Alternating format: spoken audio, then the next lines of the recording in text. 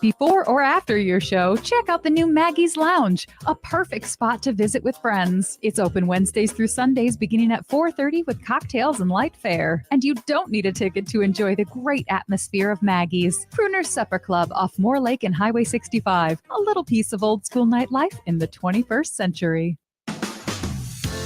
Whether you rent or own a home, we all likely have nightmare stories about home maintenance, or what I like to call home cringe moments. Join me, your host, Katie Shahan, for the Yarlow Home Cringe Show.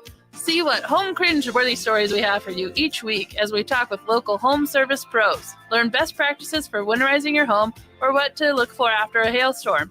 Listen to the Yarlow Home Cringe Show every Sunday at 2 p.m. or on your favorite podcast app. Winter is reading season. These long, frigid nights are perfect for getting cozy with a new book from Next Chapter Booksellers. Stop in at the store off Snelling and Grand in St. Paul and browse the shelves. The friendly staff at Next Chapter Booksellers are great at making recommendations no matter your age and taste. And if you already know what you'd like to get, you can order just about any book online at nextchapterbooksellers.com. So catch up on your winter reading with Next Chapter Booksellers. Hi, I'm Kelly Kirk. I'm Chad Larson. And I'm Joe Kirk. Your hosts for Searching for Service. Tune in to Rotary's influential show and podcast, sharing touching stories of service locally and abroad. We bring you weekly guests that connect, inform, and inspire our listeners on all things service. We highlight diverse service opportunities that appeal to both Rotarians and people driven to serve in their communities. Tune in Sundays at 3 p.m. or anytime via podcast. It's time to stop searching and start serving. Hey, Cudahy to all my friends and relatives in 4 directions. This is Robert Pilot of Native Roots Radio presents I'm Awake. I'm here to ask you for your support. Finding honest Native-centered news is not easy. But with your support, we're able to provide accurate information about Standing Rock, Line 3, treaty violations, and COVID-19 in our Native communities. Please visit Native Roots Radio Network on Patreon and donate if you can. That's Native Roots Radio Network on Patreon. Pinigigi, and thank you for your support. With a look at your AM 950 weather, I'm Patrick Lilia. Tonight, cloudy with a low of 30, then Saturday, clouds clear out with sunny skies and a high of 46. The music is still the hottest at Crooner's Supper Club in Fridley. Crooner's is located just north of I-694 off Highway 65 and Moore Lake Drive. View their upcoming music schedules and food menus at croonersloungemn.com. Portions of Native Roots Radio may be pre-recorded. It's a good day to be indigenous. Get up, stand up. They are going to become more brutal. Couldn't cut, hitting cut again. Because all the hippies were trying to be Indians anyway. They're going to become more repressive because it's a matter of dollars and their illusionary concepts of power. Hey, Victor. We must live in balance with the earth. And also with recent happenings at Wounded Knee. I am awake. Welcome to Native Roots Radio presents I'm Awake, and I'm your host, Wakanja Hade.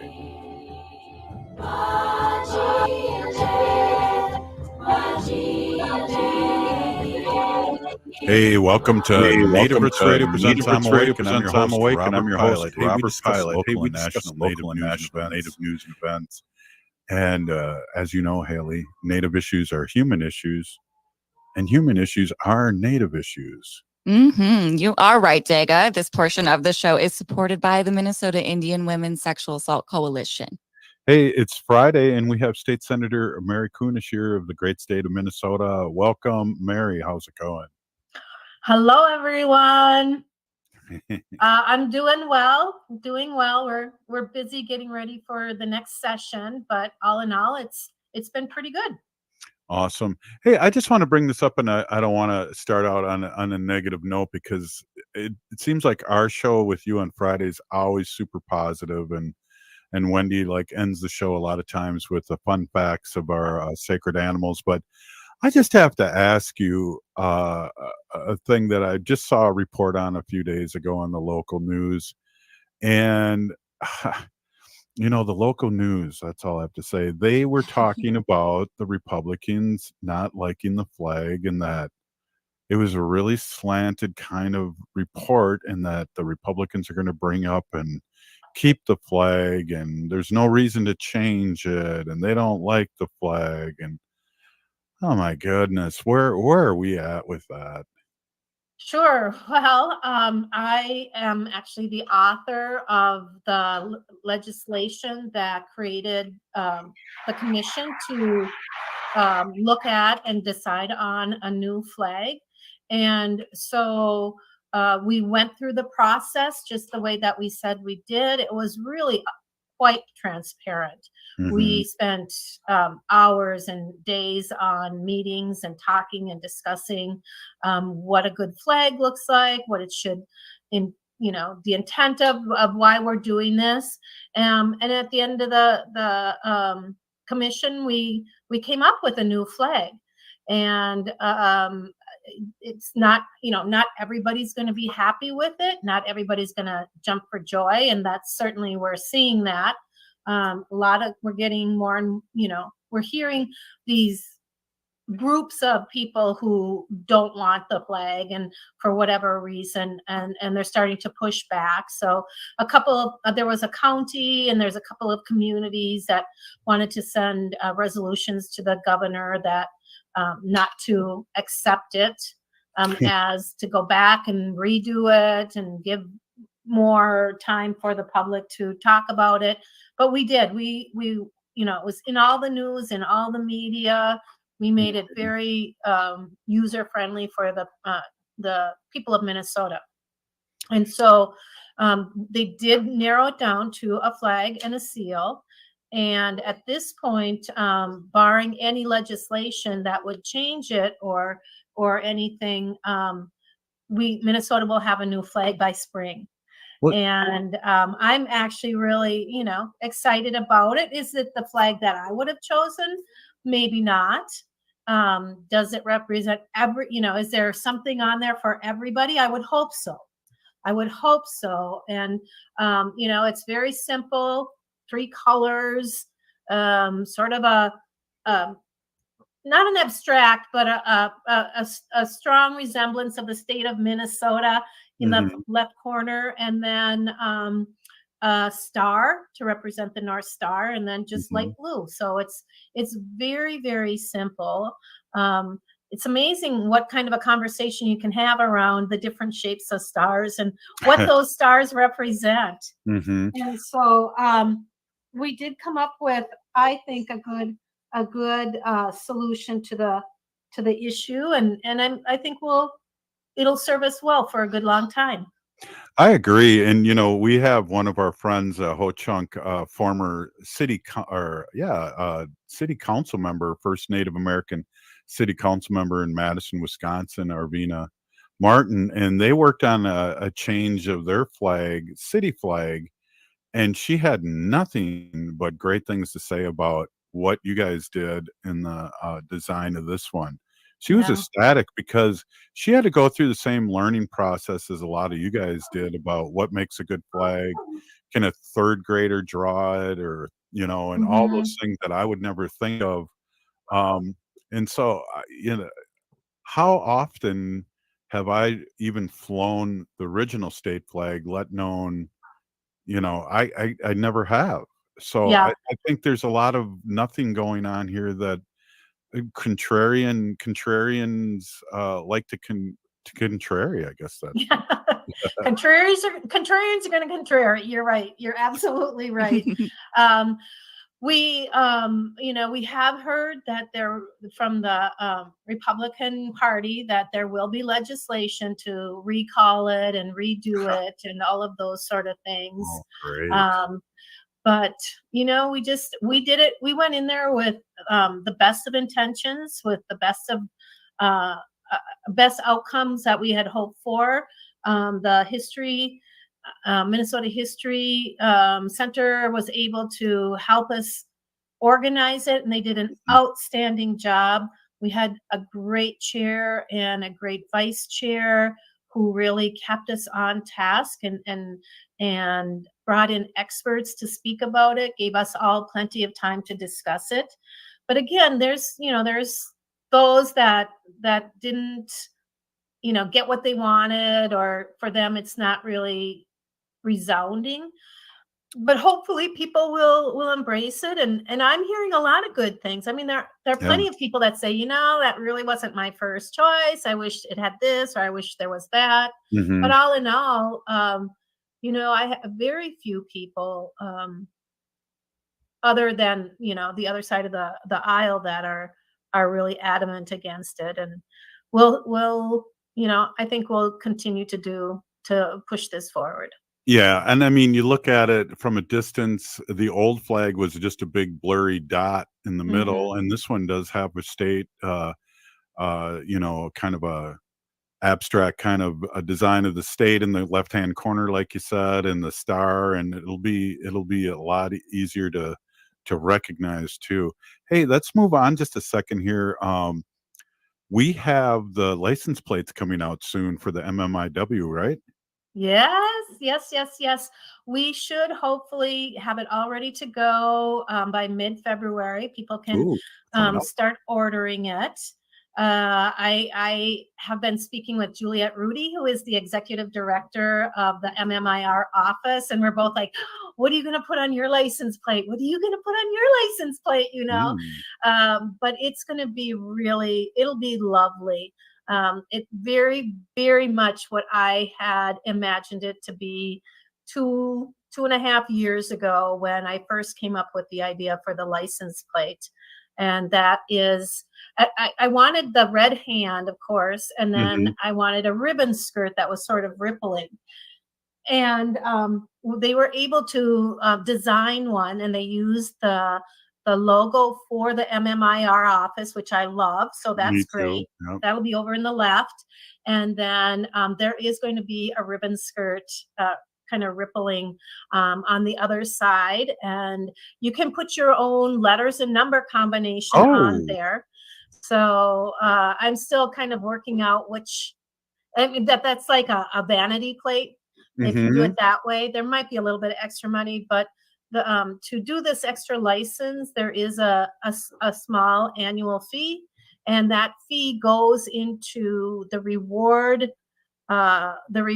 pool that we created in the MMIR office. And so they will be able to use those dollars to reward people, to ask for, to kind of ferry out information. They have to do investigations or searches. So I'm really, really excited. And again, Minnesota's leading the nation in this. So we can go now to the Minnesota Department of Transportation and order one now? I would wait until mid-February, when we actually have we just are waiting for the troopers to okay the design. Well, mine will be saying Ho Chunk. Hey, we're here with State Senator Mary Kunesh, and this is Native Roots Radio presents I'm Awake. Stay with us.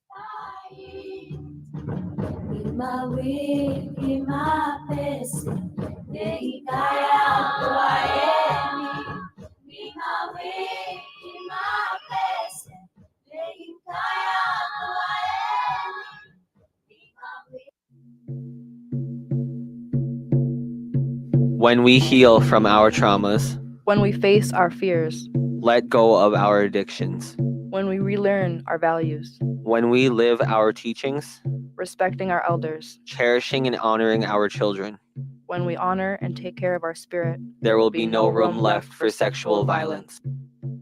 Sponsored by the Minnesota Indian Women's Sexual Assault Coalition. Life can be hectic. Sometimes the pressure can feel like too much, and the emotions can be overwhelming. Hennepin County's COPE Mobile Crisis Response is here to listen and help you find a way through whatever is going on in your life. Call 612-596-1223 for no-cost crisis support anytime, anywhere in Hennepin County. That number is 612-596-1223. The city of Minneapolis is now on Native Roots Radio with Minneapolis AIR. AIR stands for American Indian Relations.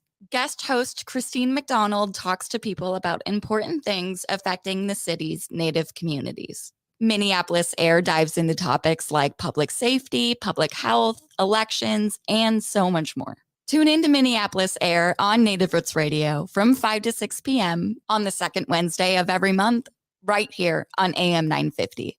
Minnesotans are hardy. We don't let snow or ice get in our way. We have places to go, so making sure your vehicle is in prime shape for winter driving is so important. Take your vehicle to Rudy Luther Toyota for all your service needs. I was just there. I got my oil and filters replaced, and they did a complete safety check to make sure my vehicle can tackle what winter has up its sleeve. And they service all makes and models of vehicles. Head to RudyLutherToyota.com and use their super easy Toyota service scheduler to set up your service appointment today. Rudy Luther Toyota on the southeast corner of 394 and 169 in Golden Valley.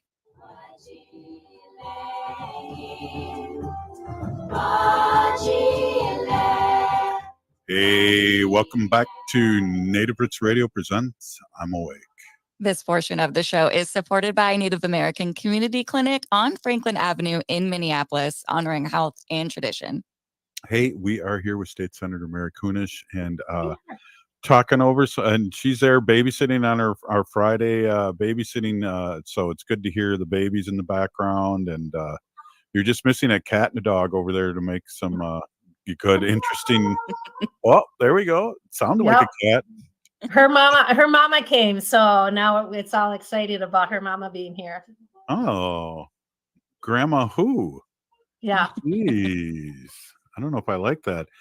A lot going on here, and a lot of what happened this last week. News was like totally fast about, our friend Maggie Lorenz. And what's your take on what happened here? And I know it's kind of turned out to be a good learning situation, but at first it was pretty brought up a lot of angst for us here on Native Roots Radio. Yeah, so what we're talking about is the fact that the St. Paul Winter Carnival medallion, which gets hidden every year, and then you have to follow the clues that are in the newspaper and find the medallion. And it's usually hidden, pretty well, and folks really get into it. Well, this year it was hidden down at the Wakan Teepee in St. Paul, which of course is historically a very sacred site for the Dakota people. And for decades, as soon as the whites came to Minnesota, that area that is right down right on the Mississippi River, where the barges would come through and the riverboats would come through, and it was a perfect place for the trains to come through. And there's a bluff with a cave that had sacred drawings and archaeological items that, of course, were either destroyed or removed.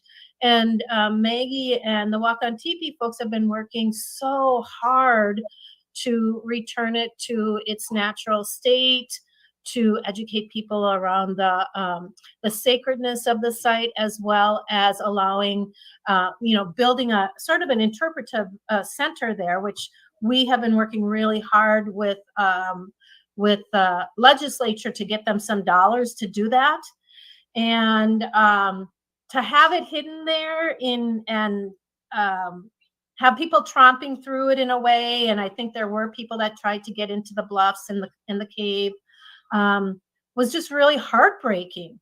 And nobody knew that it was there, of course. And of course, in the beginning, when we first found out, everybody was horrified, the Native community. And poor Maggie was heartbroken. But the Star Tribune, who's responsible for it, were very apologetic and probably a little horrified themselves.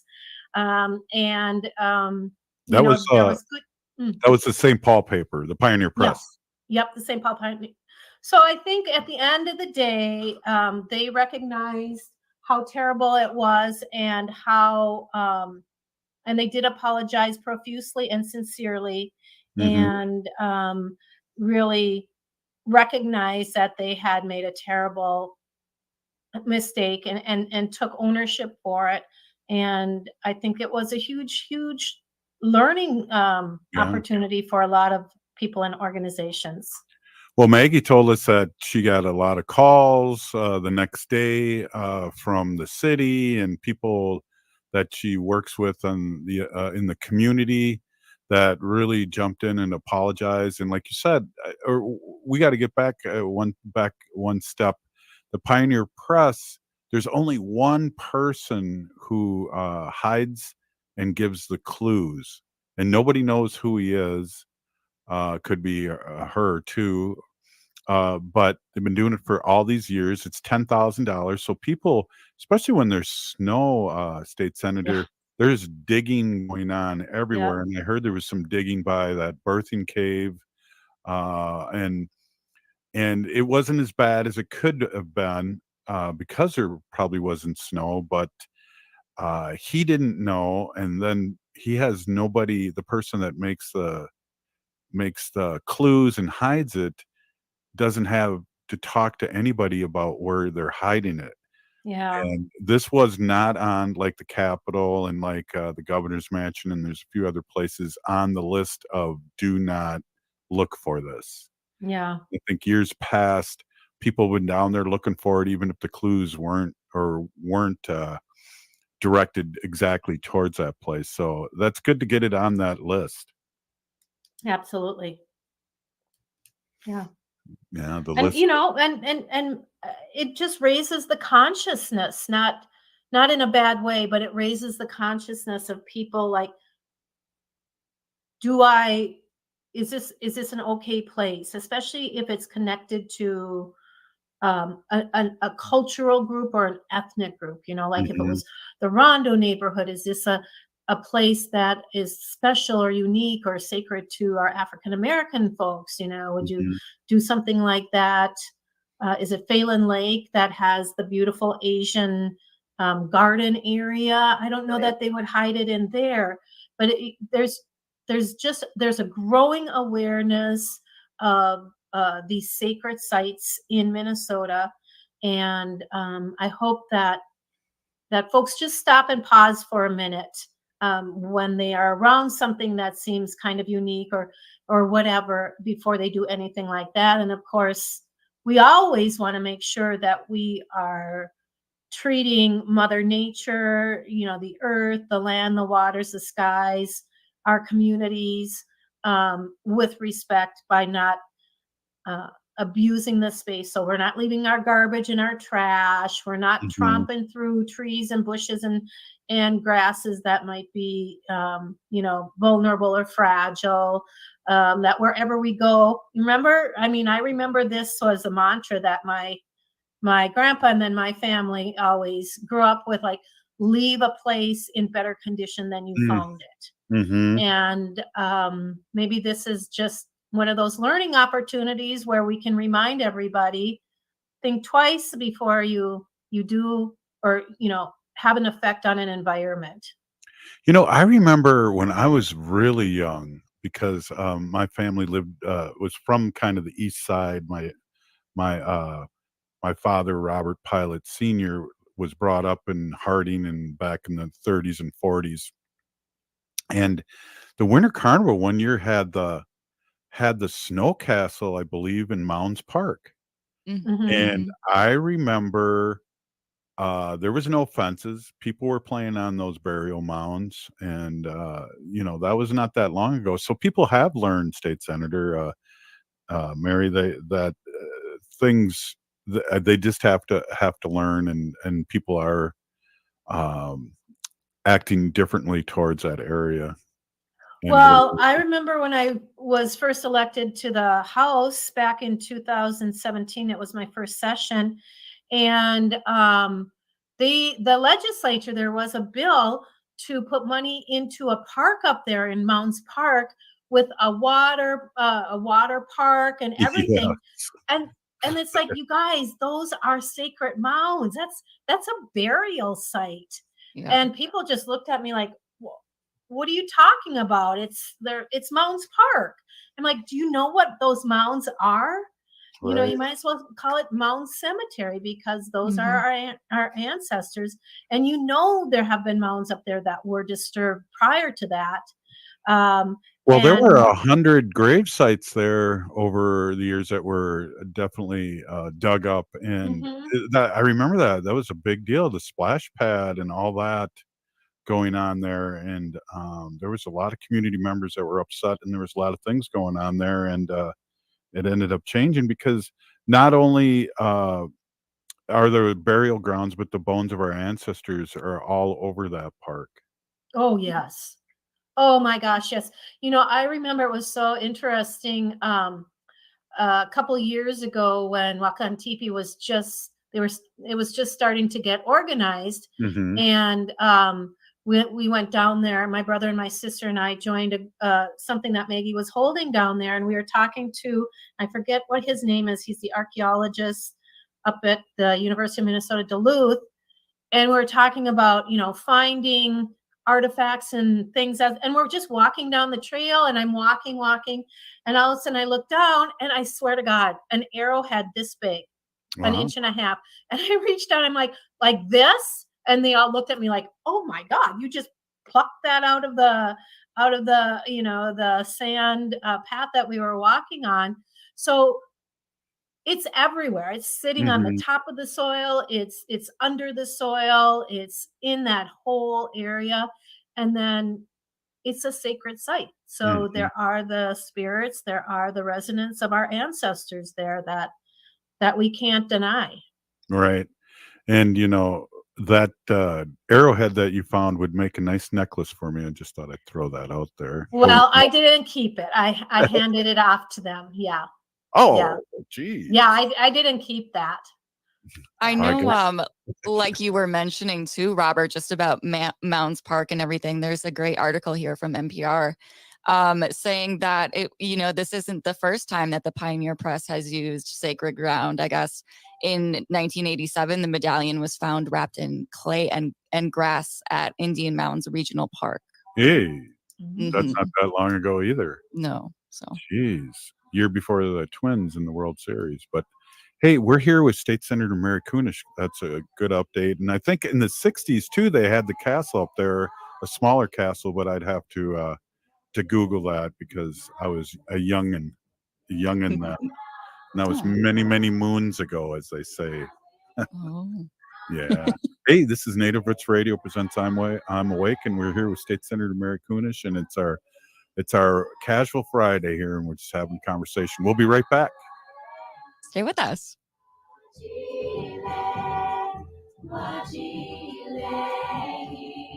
Minnesota has the only original wolf population in the continental United States. And 80% of Minnesotans believe the wolf should be protected. Howling for Wolves is asking Minnesotans to respect our true wildlife manager, the wolf. Their survival is critical to our ecosystems, our communities, and even our economy. As highly intelligent animals with strong social bonds, Minnesota wolves deserve to be protected and admired. Learn more at howlingforwolves.org. Let's live and let howl. J&S Bean Factory is a native-owned, community-supported, cozy, artsy coffee shop which offers roasted on-site beans, live music, and baked goods. Relax in the beautiful outside patio. City Pages writes, voted top 10 coffee shops. Tucked into a quiet corner of St. Paul's Highland Park neighborhood, this coffee shop roasts beans on-site from the best coffee-growing countries in the world. Located at 1518 Randolph Avenue, St. Paul. The good stuff.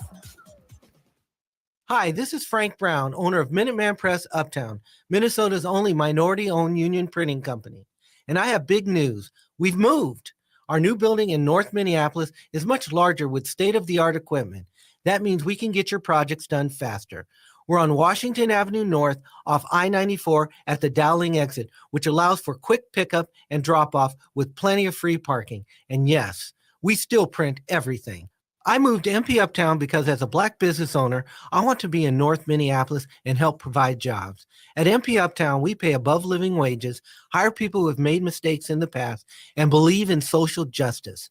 We have over 175 Google reviews with a 5-star rating. Let us handle your next print project because when you support our business, you support the community. Call 612-870-0777 or visit mpuptown.com. That's mpuptown.com. We print everything.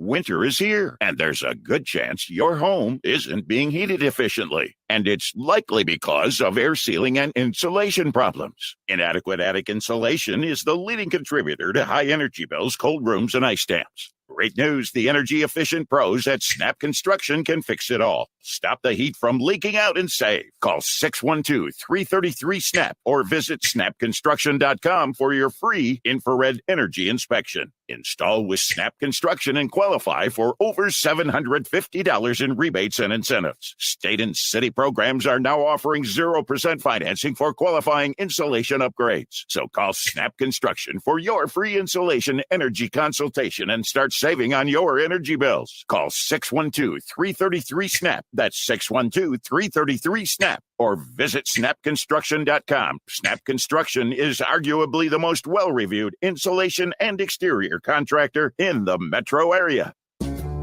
Winter is reading season. These long, frigid nights are perfect for getting cozy with a new book from Next Chapter Booksellers. Stop in at the store off Snelling and Grand in St. Paul and browse the shelves. The friendly staff at Next Chapter Booksellers are great at making recommendations no matter your age and taste. And if you already know what you'd like to get, you can order just about any book online at nextchapterbooksellers.com. So catch up on your winter reading with Next Chapter Booksellers. With a look at your AM 950 weather, I'm Patrick Lilia. Tonight, cloudy with a low of 30, then Saturday, clouds clear out with sunny skies and a high of 46. The music is still the hottest at Crooner's Supper Club in Fridley. Crooner's is located just north of I-694 off Highway 65 and Moore Lake Drive. View their upcoming music schedules and food menus at croonersloungemn.com.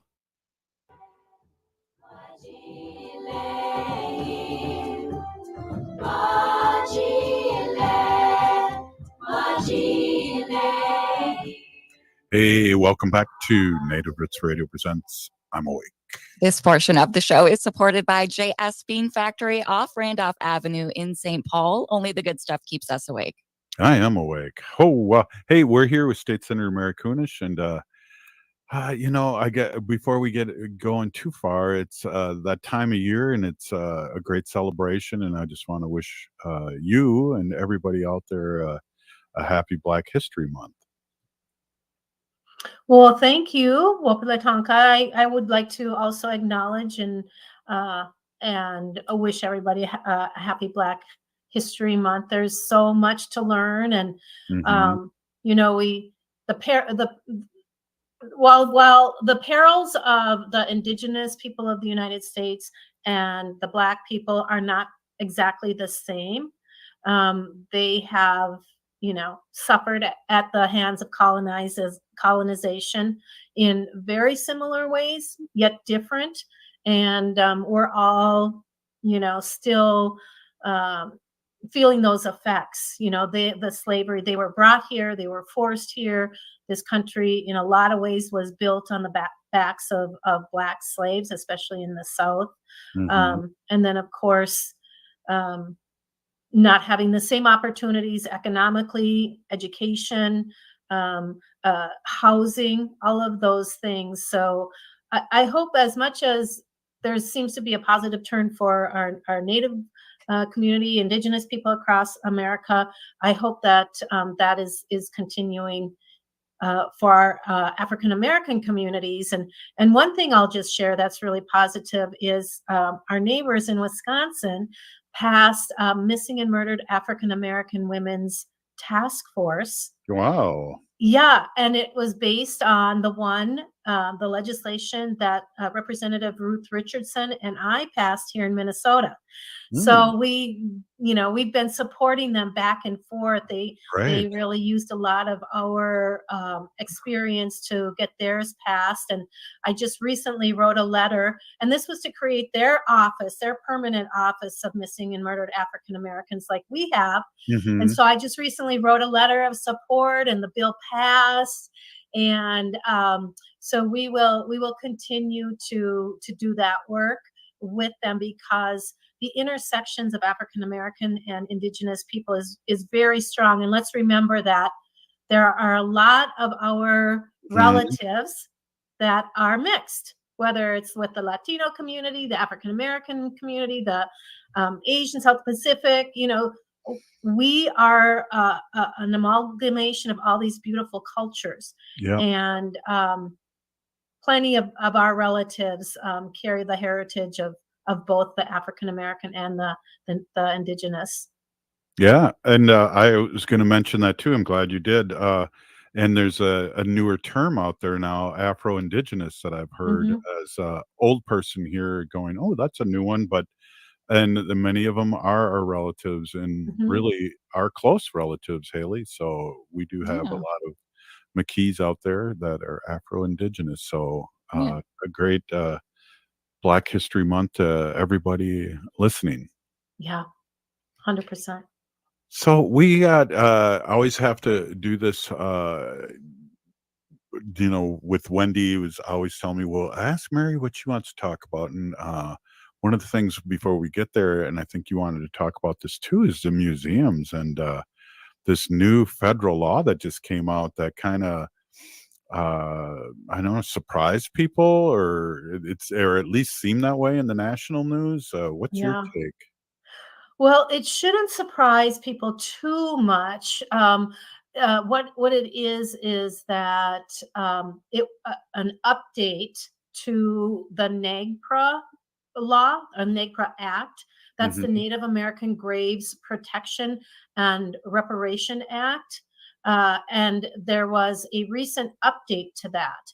And so what the deal is that, you just can't go dig up mounds, dig up areas and take whatever is found, whether it's the bones or the artifacts or anything like that. And that's been around. NAGPRA's been around for a long time. But now what they're saying is that these museums that are holding a lot of these artifacts, they really need to repatriate them back to the tribes. Wow. And so what they have to do is get consent from the tribes before displaying any cultural objects or using them for research, because we've heard the stories of in the past archaeologists finding bones and taking them to their universities or their research places and studying the bones and that sort of thing. Well, those are our ancestors. Right. Those are somebody's parents, grandparents, great-grandparents, no matter what. And I don't know that any of us, without permission would want that to happen. And so there are some museums that are, really doing the best that they can. Others are saying, well, until we hear from the tribes, we're just going to continue. But, for a lot of museums, they have substantial displays and exhibits. I mean, if you think of here in the Twin Cities, some of our museums have incredible ones, and even our history center. So I think there will be a lot of work on the side of these museums to be sure that they are following this to the last letter, to the last period of the law. And in the past I've heard, well, we can't give it back. Where are they going to put it? Do they have museums to put it? Wow. How do they even know how to hold it or handle it? I mean, like we don't know how to take care of our ancestors. Gee. And so, I mean, and that in a way that's a legitimate thing. If you were to return 10 semi truck full of artifacts and remains, are we prepared to get them back? But I think what's most important here is you're working with the tribes. You're working with them. And if it means that, please hold on to them until we are ready for them. But we do want them back, or at least we want to have a say in how they're displayed and how they're used. Well, you remember the story in 2005, we got the tribe got this back, but the story about Yale and their secret society, Skull and Bones, having Geronimo's skull for all those years and on display. at their Yale fraternity place, and finally getting that back in 2005 and burying it with the rest of his body is just an example, Mary, of what we're talking about, maybe in the more severe side, but yet Mhm. still that's what we're talking about. Yeah, yeah. Again, it's just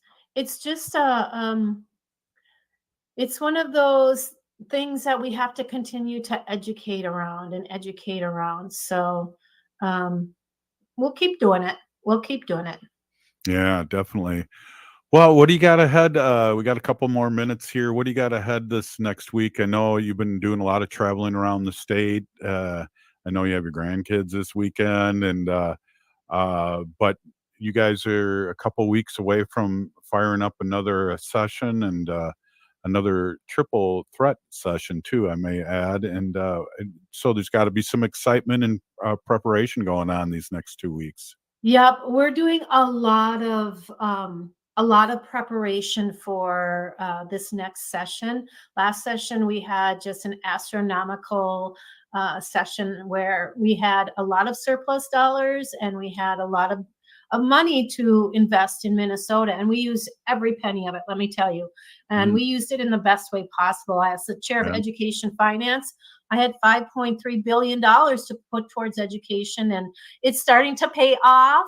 There was Yeah. a great article in the Star Tribune about how Minneapolis schools put at least a half-time licensed librarian back into their schools. Yeah. And one of the quotes from the library media specialist was that the books are flying off the shelf by the gazillion.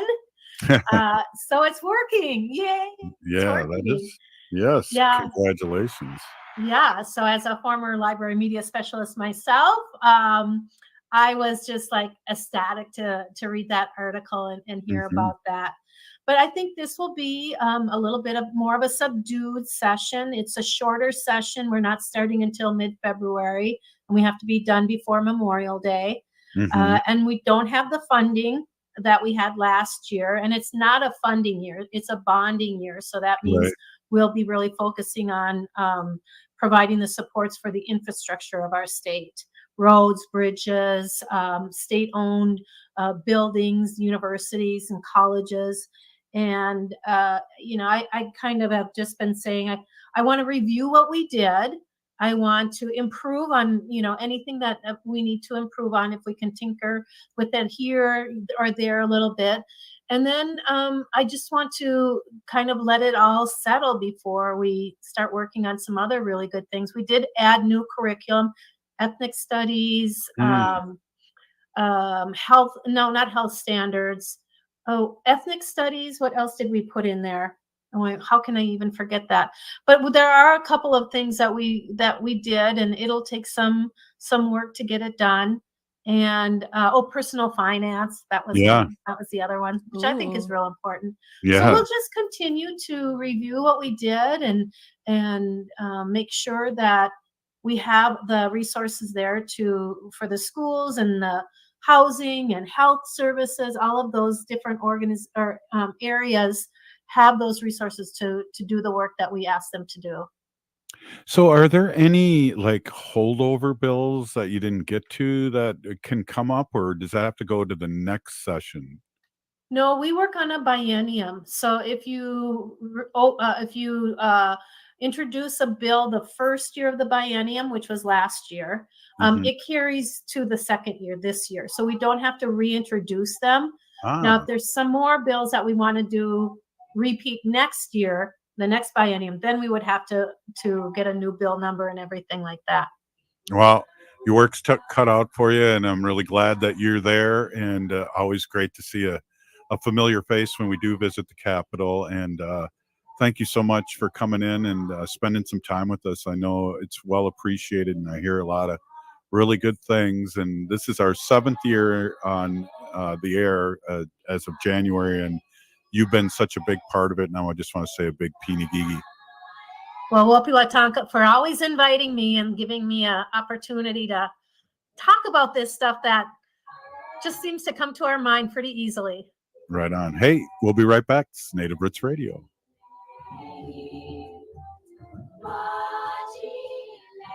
The city of Minneapolis is now on Native Roots Radio with Minneapolis Air. AIR stands for American Indian Relations. Guest host Christine McDonald talks to people about important things affecting the city's Native communities. Minneapolis Air dives into topics like public safety, public health, elections, and so much more. Tune in to Minneapolis Air on Native Roots Radio from 5 to 6 p.m. on the second Wednesday of every month, right here on AM 950. Become a teacher and ignite change. Join the St. Paul Urban Residency Program to become a teacher in just 15 months. You can earn your master's degree and teaching license from the University of St. Thomas while earning a $30,000 stipend, single health care, and dental benefits. As an added bonus, next year's cohort, all residents will receive $20,000 towards their tuition. Apply now. Applications due February 28, 2024. Visit spps.org/SUTR. As we age, it's important to invest in our health and to help protect it. Like the flu, COVID-19 is always changing. That's why it's important to stay up to date on your vaccines. By getting the flu and COVID-19 vaccines, you can renew your body's defenses and lower the risk of getting sick. Get your health boost and protect yourself against the flu and COVID-19. Find vaccines near you at vaccines.gov. That's vaccines.gov. Reliability. It's something you demand, and it's something that Rudy Luther Toyota delivers. Consumer Reports just put out their 2024 list of most reliable vehicles, and 7 out of the top 10 are Toyotas, including the top 4, the 4Runner, the Camry Hybrid, the Camry, and the RAV4 Prime. The Highlander Hybrid, the Corolla, and the RAV4 also made the top 10. If 7 out of the top 10 most reliable vehicles are Toyotas, that tells you Toyotas overall are the most reliable brand. Get yourself a Toyota today. Head to Rudy Luther Toyota and test drive your favorite Toyota. Rudy Luther Toyota, the southeast corner of 394 and 169.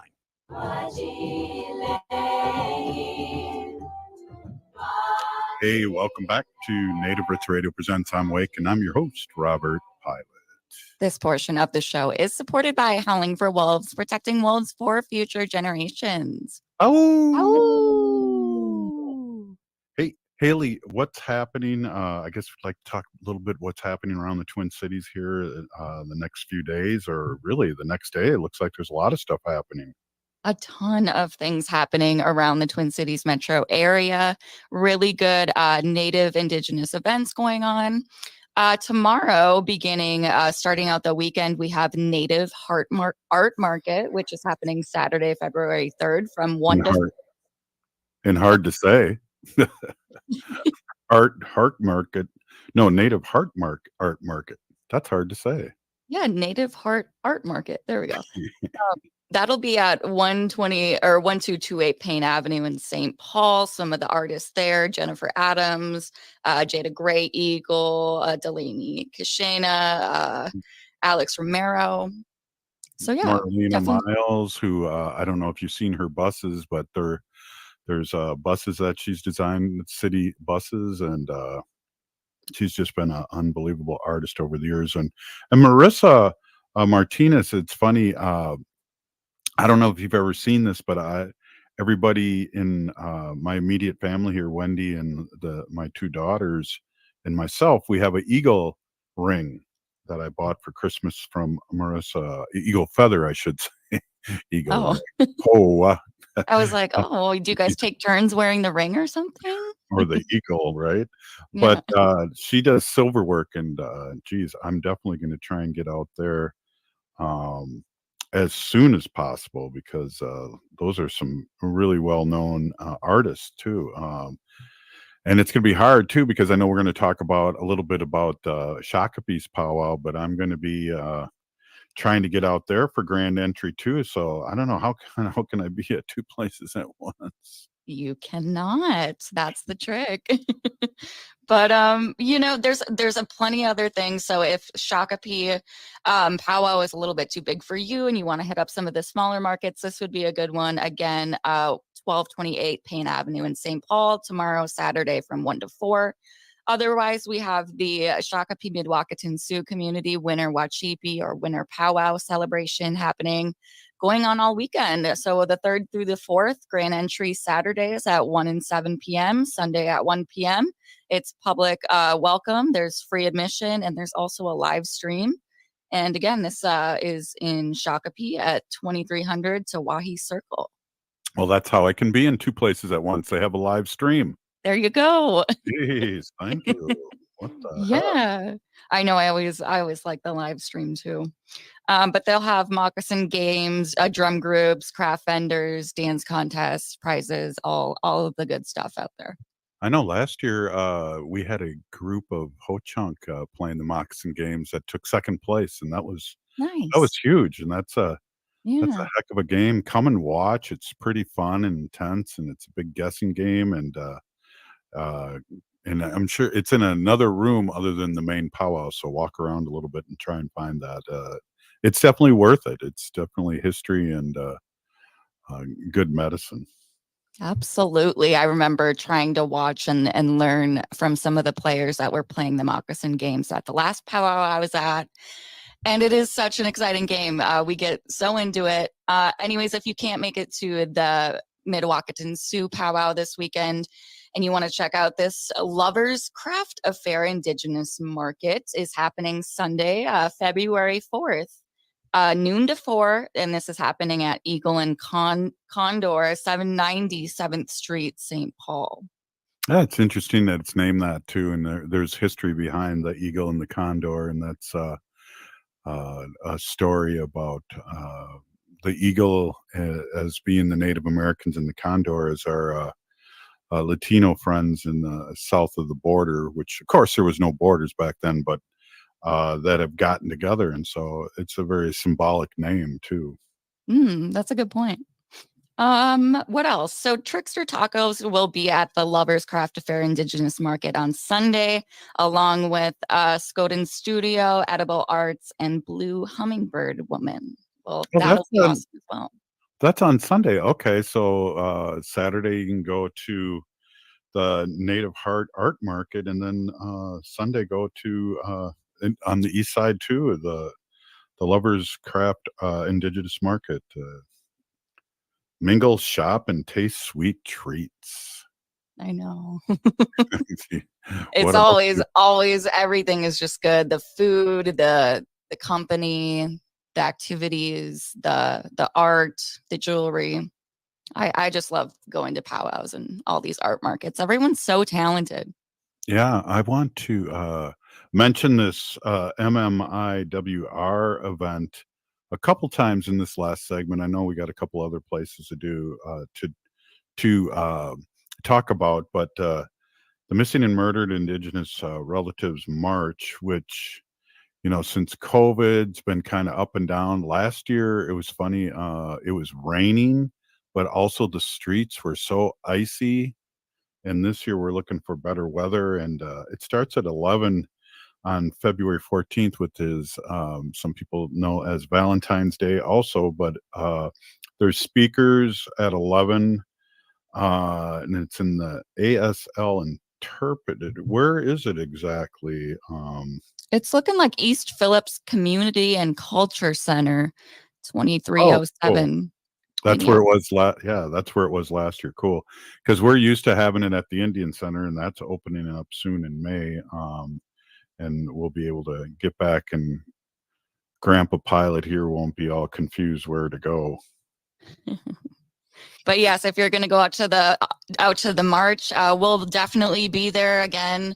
February 14th, speakers start at 11, and march begins at noon, and wear red. Yeah, definitely wear red, because it'll be a sea of red. And one of the things too, I always want to remind our relatives and our allies that come to this and come to things like that, is that the women lead this march. And I just want to bring that up, because over the years there's been lack of knowledge, but the women will be leading this march for sure. So that's one thing that we want to be straight with everybody, and come represent, come join in, and wear red, and hear the speakers before the march. It's always inspiring. There's people from all over the country that come to this. And I remember one year Bernie Sanders' wife marched with us, and when he was running for president, and that was really fun. We had her on Native Roots Radio that day, and